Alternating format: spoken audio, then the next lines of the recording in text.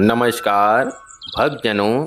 आज मैं कार्तिक मास महात्म के 8वें अध्याय का वर्णन करूंगा।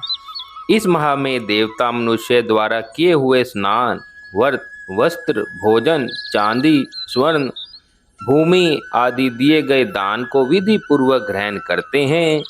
इन सभी में से अन्न दान, जो कि सभी पापों का नाश करता है, इसका अधिक महत्व है।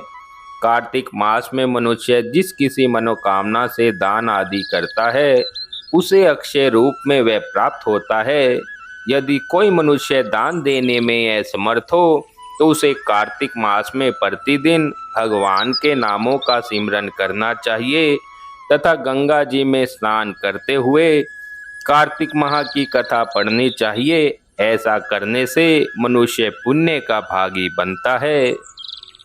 अब मैं 8वें अध्याय का वर्णन करता हूँ। नारद जी बोले, अब मैं कार्तिक व्रत के उद्यापन का वर्णन करता हूँ, जो सब पापों का नाश करने वाला है।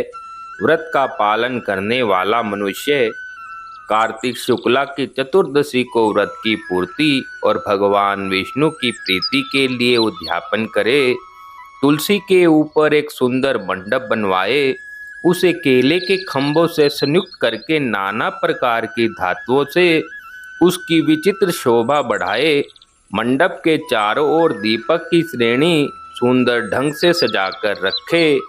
उस मंडप में सुंदर बंधनवारों से सुशोभित 4 दरवाजे बनवाए और उन्हें फूलों से तथा चवर से सुसज्जित करे। द्वारों पर पृथक पृथक मिट्टी के द्वारपाल बनाकर उनकी पूजा करे।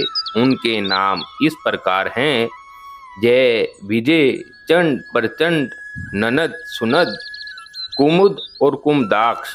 उन्हें चारों दरवाजों पर 2-2 क्रम में स्थापित करके भक्ति पूर्वक उनका पूजन करें। तुलसी की जड़ के समीप 4 रंगों से सुशोभित सर्वतोभद्र मंडल बनवाए और उसके ऊपर पूर्ण पत्र तथा पंचरत्न से संयुक्त कलश की स्थापना करे। कलश के ऊपर शंख, चक्र, गदाधारी भगवान विष्णु का पूजन करें। भक्ति पूर्वक उस तिथि में उपवास करें तथा रात्रि में गीत, वाद्य, कीर्तन आदि मंगलमय आयोजनों के साथ जागरण करें। जो मनुष्य भगवान के निमित्त जागरण करके रात्रि भर भगवान का कीर्तन करते हैं, उनको असंख्य गोदान का फल मिलता है। जो मनुष्य भगवान की मूर्ति के सामने नृत्य गान करते हैं, उनके अनेक जन्मों से एकत्रित पाप नष्ट हो जाते हैं। उसके बाद पूर्णमासी में सप्तनिक ब्राह्मण को निमंत्रित करें। प्रातःकाल स्नान और देव पूजन करके वेदी पर अग्नि की स्थापना करें और भगवान की प्रीति के लिए तिल और खीर की आहुति डालें। होम की शेष विधि पूरी करके भक्ति पूर्वक ब्राह्मणों का पूजन करें और उन्हें यथाशक्ति दक्षिणा दें। फिर उनसे इस प्रकार क्षमा प्रार्थना करें: आप सब लोगों की अनुकंपा से मुझ पर भगवान सदैव प्रसन्न रहे। इस व्रत को करने से मेरे 7 जन्मों के किए हुए पाप नष्ट हो जाएं और मेरी संतान चिरंजीवी हो। इस पूजा के द्वारा मेरी सभी मनोकामनाएं पूर्ण हो। मेरी मृत्यु के पश्चात मुझे अतिशय दुर्लभ विष्णु लोक की प्राप्ति हो। पूजा की समस्त वस्तुओं के साथ गाय भी गुरु को दान में दें। उसके पश्चात घर वालों और मित्रों के साथ स्वयं भी भोजन ग्रहण करें। भगवान द्वादशी तिथि को शयन से उठे, त्रयोदशी को देवताओं से मिले और चतुर्दशी को सबने उनका दर्शन एवं पूजन किया। इसलिए उस तिथि में भगवान की पूजा करनी चाहिए।